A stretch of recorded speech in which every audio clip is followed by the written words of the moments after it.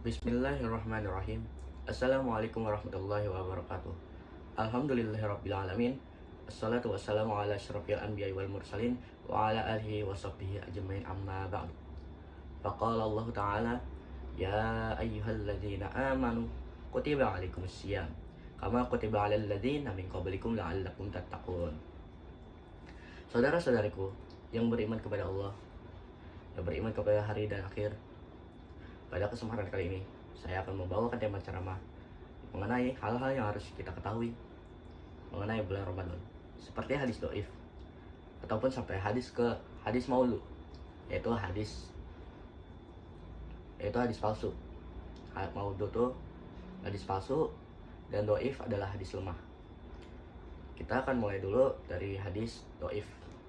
Hadis doif itu ada dua macam, boleh digunakan ataupun tidak boleh digunakan. Yang boleh digunakan tapi tidak sembarangan yang harus digunakan, yaitu hadis doif yang digunakan itu yang boleh digunakan itu tidak boleh berkaitan dengan halal haram.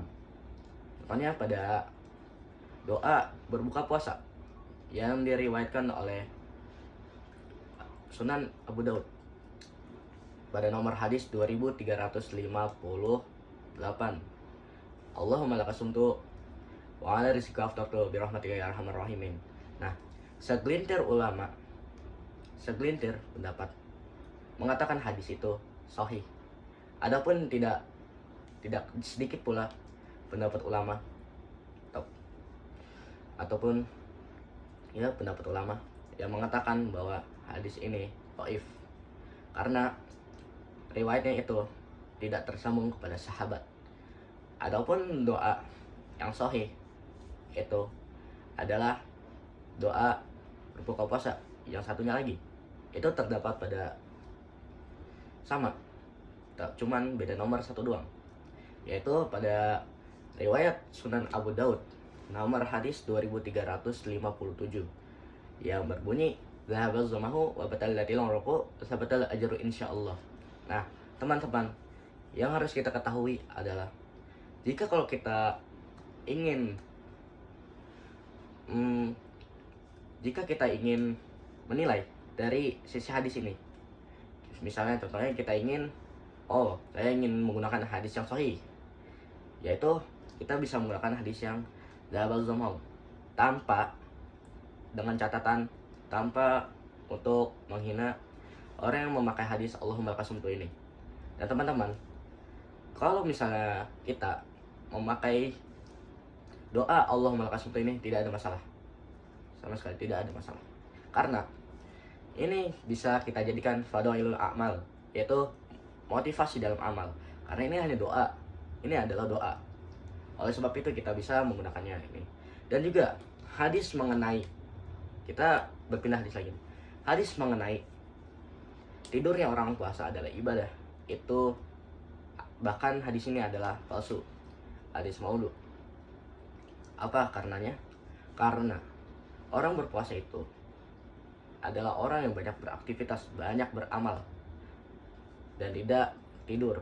Tapi teman-teman, kalau misalnya kita tidur itu, kalau kita berniatkan untuk ibadah di malam hari, nah, kita tidur nih, itu kita niatkan buat ibadah biar kita kuat di malam hari untuk misalnya tarawih, bisa tadarus Quran, itikaf dan lain-lain, tidak masalah. Insya Allah itu akan bernilai pahala di hadapan Allah. Oke teman-teman, saya akan membahas, tadi kan sudah hadis doif, sekarang saya akan membahas keutamaan berpuasa. Mengapa kita harus berpuasa teman-teman? Karena Allah yang nyuruh. Mana dalilnya? Ada di surat yang tadi saya bacakan tadi, di surah Al-Baqarah ayat 183. Ya ayyuhalladzina amanu kutiba alaikumus syiyam kama kutiba alal ladzina min qablikum la'allakum tattaqun. Itu untuk Al-Qur'annya.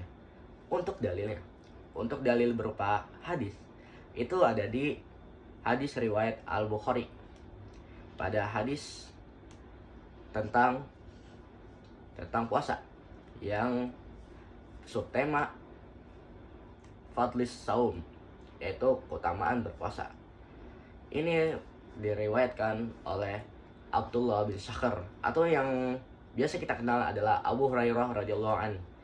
Beliau adalah sahabat Nabi yang bersama Nabi hanya 3 tahun saja. Itu tergolong singkat dibanding sahabat-sahabat yang bersahabat lama dengan Nabi seperti Abu Bakar, Umar, Ali, maupun Utsman bin Affan dan lain-lain sebagainya.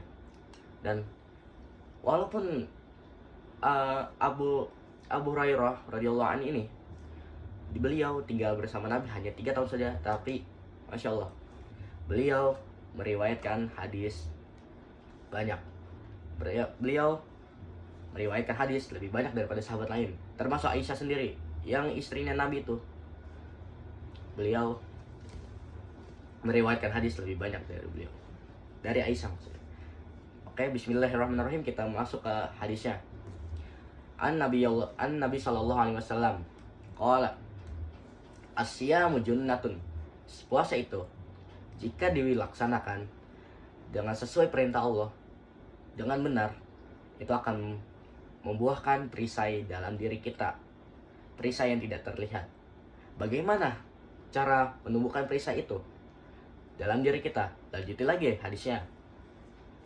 Fala yarfus, jangan berbuat kotor, jangan berkata kasar. Wala yajhal, jangan berperilaku bodoh, jangan berperilaku tidak pantas. Contohnya seperti ini. Ada misalnya bapak-bapak itu, dia tuh menaiki sepeda anaknya yang berusia 3 tahun 4 tahun. Itu menurut pandangan kita itu adalah perbuatan yang tidak pantas. Contohnya seperti itu. Lalu jika ada orang yang menghinanya, kita lanjut lagi hadisnya. Wa animru'u atau kota balahu wa syatamahu faqul fal yaqul inni shaimun marataini. Jika ada orang yang mengajaknya untuk berkelahi, yang mengajaknya untuk bersih, atau ada orang yang menghinanya, katakanlah kepada dirinya, ataupun katakanlah, maksudnya saya koreksi kata-kata saya, katakanlah saya sedang berpuasa. Dia mengucapkan sebanyak 2 kali. Nah teman-teman, dalam pandangan ini saya mengucapkan kata saya sedang berpuasa itu ada 2 pandangan. Pandangan pertama, dia mengatakan kepada dirinya sendiri.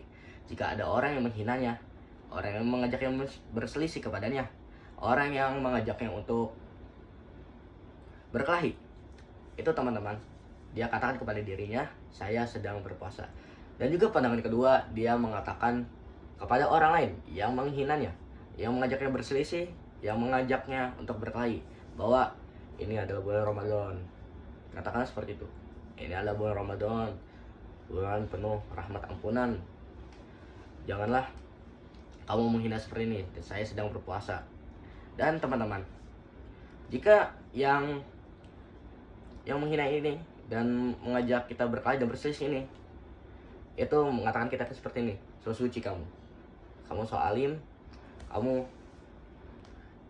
jadi seperti itu. Yang kata-katanya itu sejenis dengan itu, maka tinggalkan. Yang penting kita mengingkari perbuatan yang seperti itu. Dan juga teman-teman, saya akan membahas ini, puasa itu sebenarnya teman-teman, kalau dilaksanakannya dengan iman dan mengharumkan pahala yang lebih, itu akan Allah ampuni dosa-dosa kita pada yang lalu-lalu, yang sebelum kita balik sampai saat ini, saat kita melaksanakan puasa itu. Mana dalilnya? Man qoma ramadhana imanan wa ihtisaban ghufira lahu ma taqaddama min dzambi. Itu untuk puasanya. Malamnya tarawih, man qoma ramadhana imanan wa ihtisaban ghufira lahu ma taqaddama min dzambi. Jadi di bulan puasa itu teman-teman, ada 2. Ada pas puasanya, itu kita puasa dengan benar, itu insya Allah dapat ampunan dari Allah. Adapun kita juga sholat tarawih, insya Allah itu akan mendapatkan ampunan dari Allah Subhanahu wa Ta'ala. Dan teman-teman, jika kita melaksanakan puasa dengan benar, puasanya itu, maka ada penghapusan dosa yang tidak sengaja, dosa kecil yang kita lakukan pada diri kita. Itu ada di hadis riwayat Bukhari, nomor hadis ke 1895. Itu hadisnya. Dan juga teman-teman, saya akan membahas keliruan-keliruan pada bulan Ramadan ini. Yang pertama, adapun tidak sedikit orang yang menganggap membaca niat puasa itu pun sebelum sahur ataupun sesudah sholat tarawih. Dia membaca nawaitu sama godin, dia beranggapan bahwa puasanya itu tidak sah. Nah teman-teman, perlu kita luruskan kembali. Mengucapkan nawaitu sama godin itu sebenarnya adalah bukan dari Nabi SAW, tetapi hanya teks yang disusun oleh ulama Syafi'iyah. Dan ulama Syafi'iyah itu berkata, jika niat kita tidak di dalam hati tapi kita melafalkan, puasa kita tidak sah. Tapi sebaliknya, jika niat kita dalam hati tapi kita tidak melafazkannya, puasa kita sah. Ke teman-teman. Dan juga teman-teman, perlu kita luruskan kembali. Ada tidak sedikit orang yang mengatakan bahwa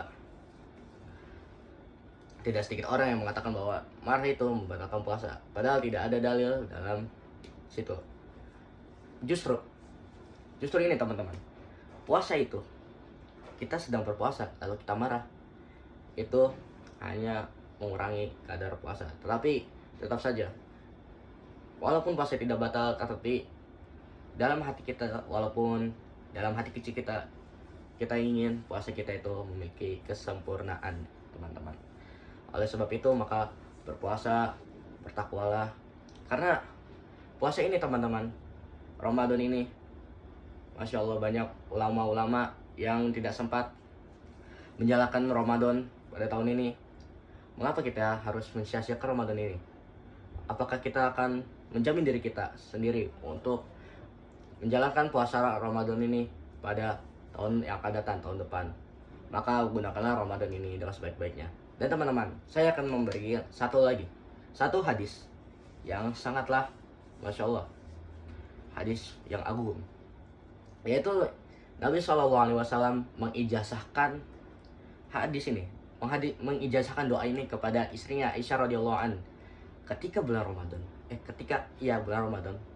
Ketika malam Lailatul Qadar, baca doa ini, Allahumma innaka afuwun, boleh tambahin karim, Allahumma innaka afuwun karim, tuhibbul afwa fa'fu anni. Kalau jamak bentuknya banyak, gunakan fa'fu anna. Bisa ditambahin ya karim ya ghafurur rahim.